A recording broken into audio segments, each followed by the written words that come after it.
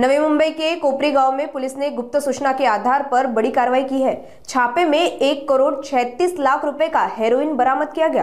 Police ने 34 वर्षीय विक्रम सिंह को गिरफ्तार किया, जिसके पास से 200 ग्राम से ज्यादा ड्रग्स मिले।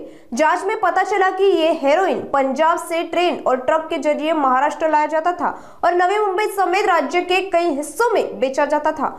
नशामुक्त नवी मुंबई या अभियानांतर्गत मागील काही दिवसांमध्ये आपण आमच्या एएनसी युनिटने मोठ्या प्रमाणावर या ठिकाणी जी एनडीपीएस द्रव्य आहेत त्यांच्यावर कारवाई केलेली आहे।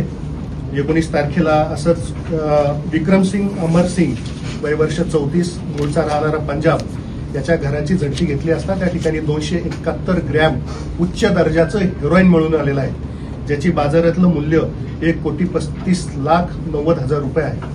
यामध्ये असं तपासामध्ये प्राथमिक तपासामध्ये असं निष्पन्न झालेलं आहे की हे हेरोईन पर्टिक्युलरली पंजाब या ठिकाणून आणण्यात येत होता आणि नवी मुंबईमध्ये या ठिकाणी सप्लाय करण्यात येत आहे। आमचे तपासी अधिकारी पीआय निगडे की पंजाब वरून हे हेरोईन कोण पुरवत होतं याबाबत अधिकचा तपास करत आहेत। प्राथमिक तपासामध्ये 7 आरोपी आतापर्यंत निष्पन्न झालेले आहेत आणि पुढील तपास याचा पीआय निगडे हे करत आहे। नवीन महाराष्ट्र शासनाने केलेल्या अमेंडमेंटनुसार याला मकोकाचे सेक्शन लावण्याची सुद्धा चाचपणी आम्ही करत आहोत। धन्यवाद।